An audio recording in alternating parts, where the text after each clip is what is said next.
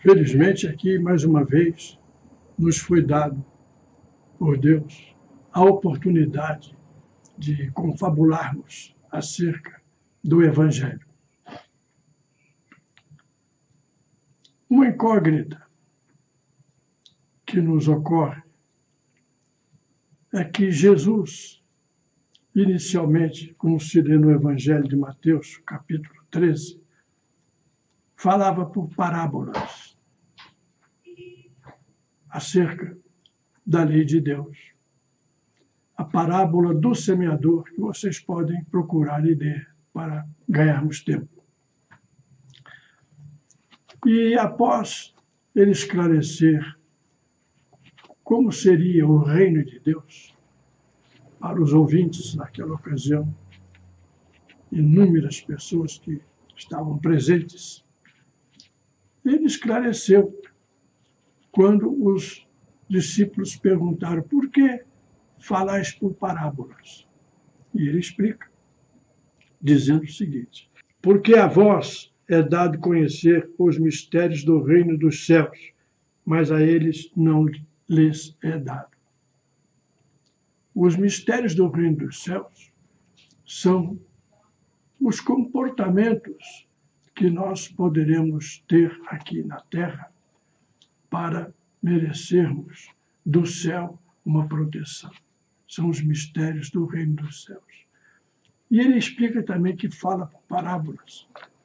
Aqui ainda em Mateus, capítulo 13, versículo 14, diz aqui: e neles, que ouviam por parábolas, se cumpre a profecia de Isaías, que diz, :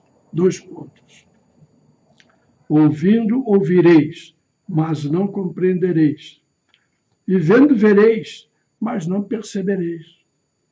Porque, vem a explicação, porque o coração deste povo está endurecido, e ouviram de mau grado, ou de má vontade, com seus ouvidos, e fecharam seus olhos, para que não vejam com os olhos, e ouçam com os ouvidos, e compreendam com o coração, e se convertam, e eu os cure.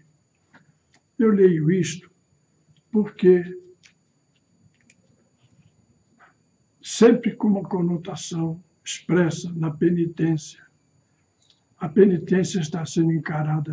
Ninguém quase quer aceitar a penitência. Porque aqui, como há milhares de anos passados, as criaturas fecham seus ouvidos e os olhos para que não compreendam com o coração e mereçam a salvação de Deus. Eu os cure é dos pecados, porque nós padecemos sofrimentos cruéis por dívidas que temos com Deus. Porque o mundo sempre foi assim, como continua sendo até hoje, cheio de moléstias, desastres, tragédias. São formas de que a humanidade, pelas quais paga o seu pecado com Deus. E também fica muito expresso o sacrifício de Jesus de vir ao mundo, sabidamente destinado ao açoite, a uma crucificação. Então ficamos imaginando como é que Deus se submeteu a esse sofrimento que ele já conhecia, porque ele diz também aqui em Mateus,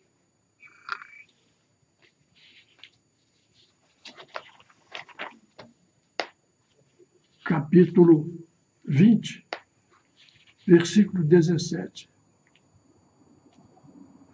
E subindo Jesus a Jerusalém, tomou de parte os seus 12 discípulos e disse-lhes: eis aqui vamos para Jerusalém, e o Filho do Homem, como ele se intitulava, será entregue aos príncipes dos sacerdotes e aos escribas, que o condenarão à morte e entregá-lo-ão aos gentios para ser escarnecido e crucificado, mas ao terceiro dia ressurgirá.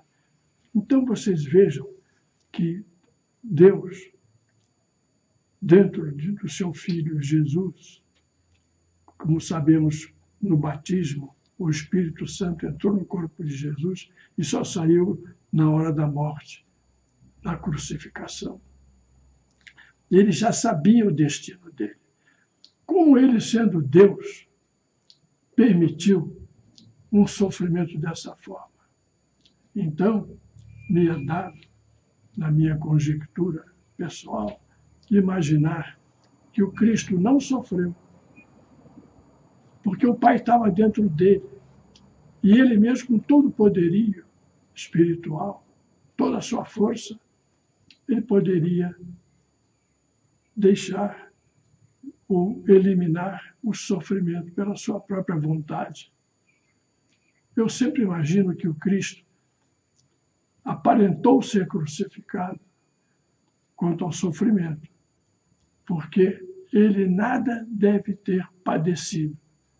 E por que ele veio assim, para a cruz? Imagino eu que se ele pegasse todo o Evangelho e viesse como filho do rei Herodes ou de Pôncio Pilatos, tudo o que ele teria dito e todos os milagres que realizou, todos os seus conselhos, todo o ensinamento da salvação, ninguém mais hoje saberia. O tempo haveria apagado as mensagens de nosso Senhor Jesus Cristo.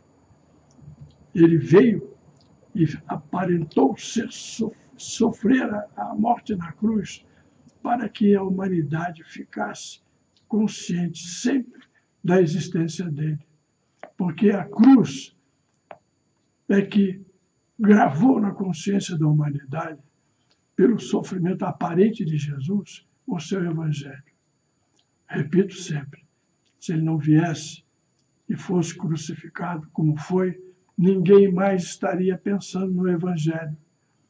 Porque, vejam bem, o símbolo do cristianismo não são as palavras que ele disse, e sim a cruz. A crucificação é que gravou na memória da humanidade a presença e as palavras dele aqui na Terra. Fico com essas observações. Fique com Deus.